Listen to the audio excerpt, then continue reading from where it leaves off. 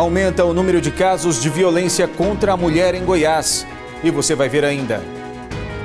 Pesquisa mostra que a maioria dos brasileiros vai pagar dívidas em 2019. Presos 3 suspeitos de dar golpe em locadora de veículos. Parte da quadrilha pode estar escondida em Goiás. Lusiânia se prepara para a estreia no Campeonato Candango. É agora, no Jornal Anhanguera, segunda edição.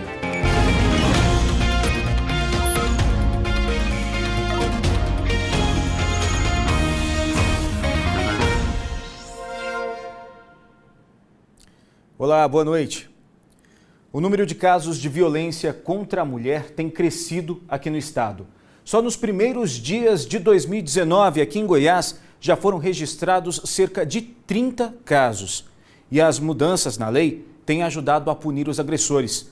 Tanto que no caso de Valparaíso, em que uma mulher foi espancada no último fim de semana, as imagens da câmera de monitoramento bastaram para prender o suspeito.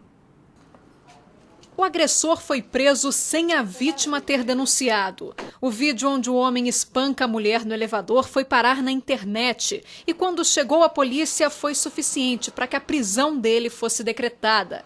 A gravação, segundo a polícia, é incontestável e hoje qualquer investigação de agressão contra a mulher não depende mais da vontade da vítima. Outras pessoas, terceiros que tenham conhecimento desse fato, podem denunciar que a polícia inicie as investigações e tenta colher provas para comprovar que aquele delito aconteceu. O caso registrado na semana passada em Valparaíso levanta mais uma vez a questão do medo e da dependência da vítima que prefere se calar. A mulher de 31 anos que apanhou no elevador disse que foi a primeira vez em 13 anos de casada.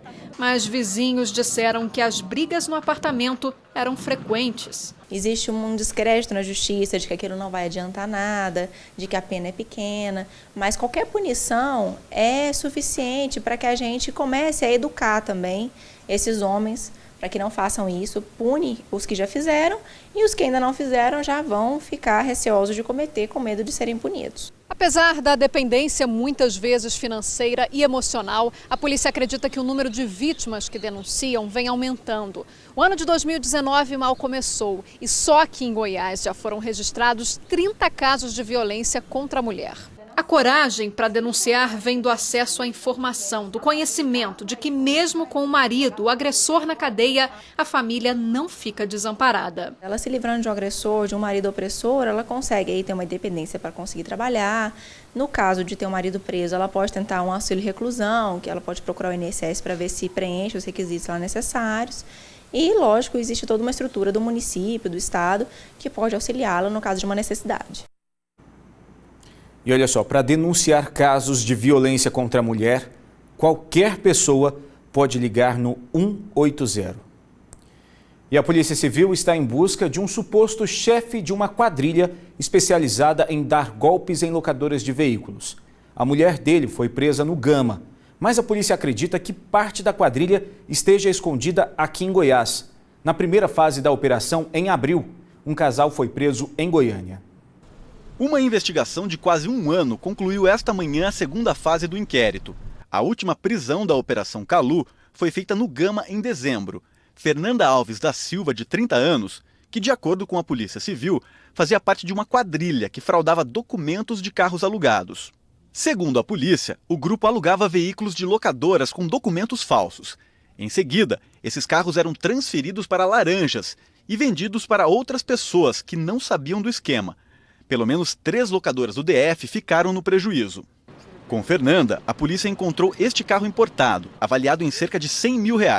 Não era clonado, mas foi apreendido porque, segundo a polícia, foi comprado com o dinheiro das fraudes. Fernanda vai responder por estelionato, falsidade ideológica e organização criminosa. As investigações agora continuam para encontrar o homem apontado como chefe da organização criminosa. Jean Figueiredo Arraes Silva, marido de Fernanda. Foram feitas buscas em 2 cidades de Goiás e no DF, mas ele ainda não foi preso. De acordo com a polícia, Jean Figueiredo Arraes Silva captava pessoas para a quadrilha e viabilizava o esquema de falsificação de documentos. Em abril de 2018, durante a primeira fase da operação, um outro casal foi preso. Eles foram condenados em primeira instância, mas respondem em liberdade. Na primeira fase a gente recuperou um veículo no estado de Santa Catarina Os outros 2 veículos que estão sendo apurados, a gente ainda não os localizou. Eles passaram pelos estados de São Paulo e de Goiás, e a gente sabe que o Jean está sendo investigado por outros 7 estados. Então a atuação é a nível nacional e, quem sabe, até internacional.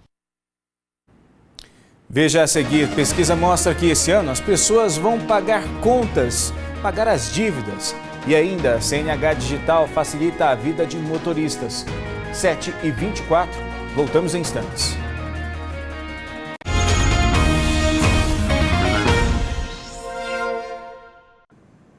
De volta com o J2, uma pesquisa divulgada pela Confederação Nacional dos Dirigentes Lojistas e pelo SCPC mostra que a principal meta dos brasileiros para este ano é juntar dinheiro para pagar dívidas. Que tal fazer a viagem dos sonhos ou começar o ano com o pé direito em um sapato novo? Aproveita e já combina com o look da moda. Que nada, né, seu Ailton? Se a gente tiver o suficiente para pagar as dívidas, já está de bom tamanho, né? A população, acredito, muitas estão em dificuldade, né? Mas que tende a melhorar. Tem a dívida do dia a dia mesmo, né? Que essa não escapa. 2019 já está aí e a meta de alguns brasileiros é juntar uma graninha. Pelo menos é o que aponta uma pesquisa realizada pela Confederação Nacional de Dirigentes e Lojistas e SPC. 51% dos entrevistados querem juntar um dinheiro. Já 37% só pretendem mesmo pagar dívidas. Gastar tudo não pode, né?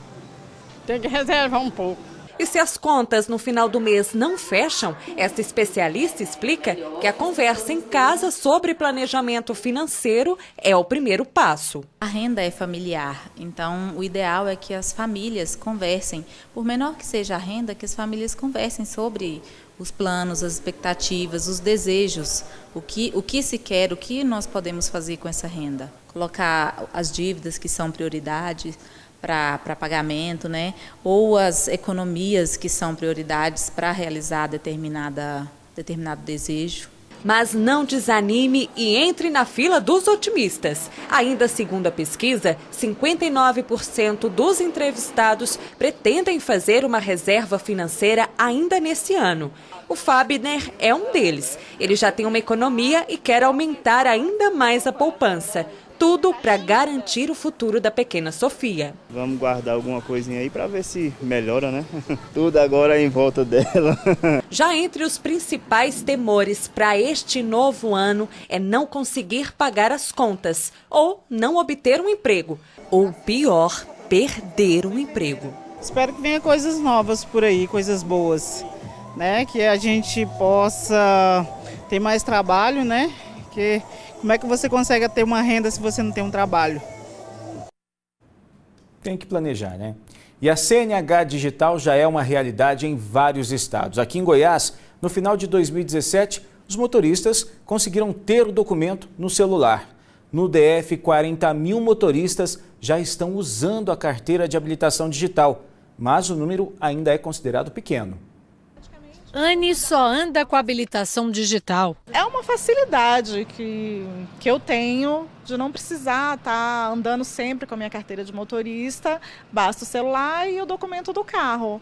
E aí eu carrego para todos os cantos. Mas a adesão ainda é pequena. O DF tem 1.300.000 habilitações. 46% dessas carteiras de motorista já tem o QR Code. Este código que fica dentro do documento e permite o motorista ter a carteira digital. Mas apenas 40 mil pessoas estão usando a tecnologia implantada em outubro de 2017. O CEPRO, empresa do governo que desenvolveu a tecnologia, atualizou o aplicativo da carteira digital. Agora o motorista não precisa mais ir ao Detran para fazer a validação do sistema. Isso já pode ser feito direto no celular. A nova versão do aplicativo reconhece a face do condutor e cruza as informações com os dados do Denatran.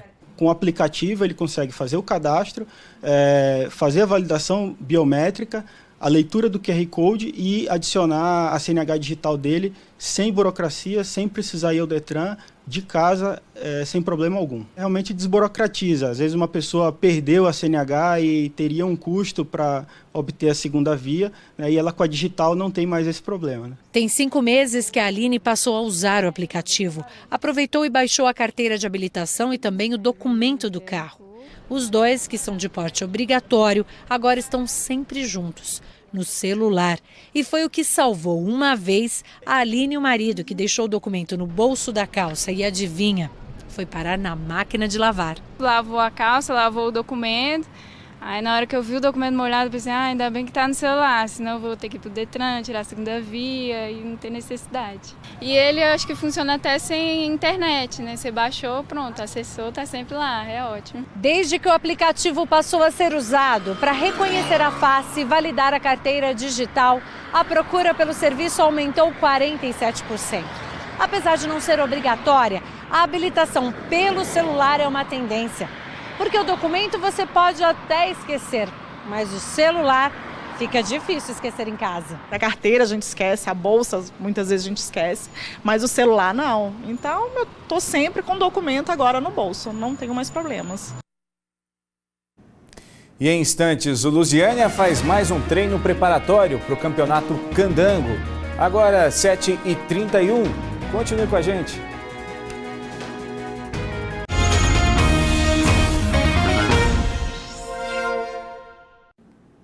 E um líder religioso foi preso hoje, suspeito de estuprar 3 meninas entre 7 e 13 anos durante rituais em Caiapônia.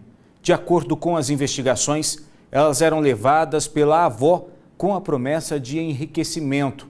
A mulher também foi presa durante a operação denominada Anjos da Guarda 2.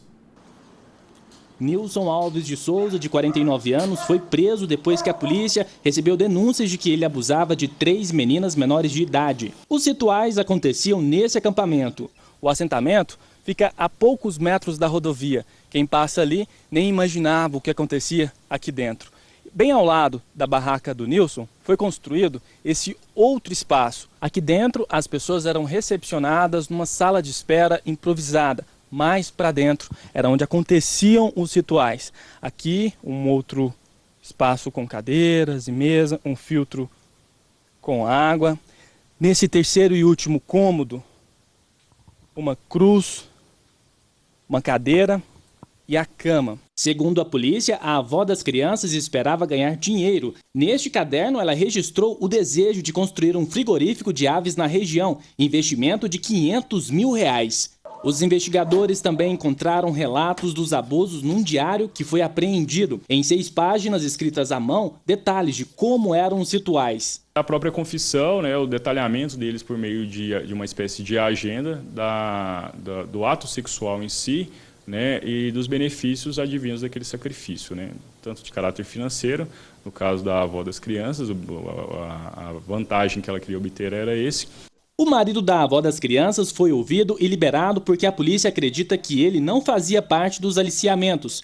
Agora, a polícia vai investigar se existem mais vítimas. Os moradores da cidade estão abalados. Indignada, porque 3 crianças, né? É muito difícil. A gente como avó, né? Como mãe também, Deus me livre, Maria. Indignada mesmo. O advogado de defesa do religioso e da avó disse que vai esperar as testemunhas serem ouvidas para se posicionar sobre o caso. O Jornal do Campo deste domingo está imperdível. Márcio Venício. Olá, amigos do Jornal Anhanguera. Tudo bem? O ano começa e começa com uma tradição. É tempo de Folia de Reis. A visita dos Reis Magos ao Menino Jesus. Em Goiás, a tradição é um bom motivo para reunir a comunidade. Vamos falar também do resgate de raças que estavam desaparecendo das fazendas goianas. A criação de bois com chifres medindo mais de 2 metros, de uma ponta a outra. E nos Sabores do Campo, uma receita de broa da roça. Então não perca, domingo, depois da Santa Missa.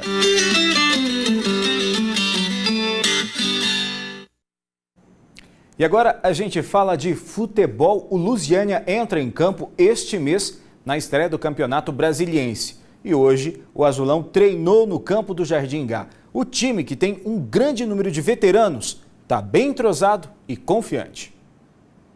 Hoje quem roubou a cena dentro de campo durante o treino não foram os jogadores do Azulão, não. Pedro Henrique, de 1 ano e 7 meses, conseguiu tirar a atenção do técnico Luiz Carlos, mesmo que por uns minutos. Incentivo melhor que esse não tem, né? Mas depois da brincadeira com o pequeno torcedor, hora de enfrentar o sol quente e treinar. O Lusiânia já está há 3 semanas se preparando para a estreia no Candangão. A maioria dos jogadores você já deve conhecer, como o goleiro Márcio. Ele já jogou em 2 temporadas pelo time e está de volta esse ano. A preparação está excelente, junto com o professor Luiz Carlos e meus companheiros de grupo. Estamos trabalhando pesado para que esse ano nós possamos chegar mais longe. Mas apesar do time ser de veteranos, tem um estreante esse ano. O Felipe, atacante, veio de Belo Horizonte. Ano passado defendeu o Jacuiense na Bahia e está ansioso para entrar nos campos aqui em Goiás. É um prazer enorme estar fazendo parte desse elenco do Lusiânia. A gente sabia das campanhas vitoriosas que o Lusiânia tem nos últimos anos, então eu vim com o intuito de ajudar. Espero poder corresponder dentro de campo. Ainda faltam algumas semanas para o Lusiânia estrear no Candangão. A primeira partida vai ser só no dia 27 deste mês contra Paracatu. A gente costuma dizer que vai ser um duelo entre forasteiros, goianos contra mineiros.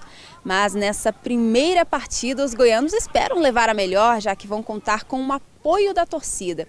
É que o time vai jogar dentro de casa, no estádio Serra do Lago. Como esse primeiro jogo é em casa, mesmo respeitando a equipe do Paracatu, a gente vai jogar para vencer o jogo, mas não dá para prometer vitória, né?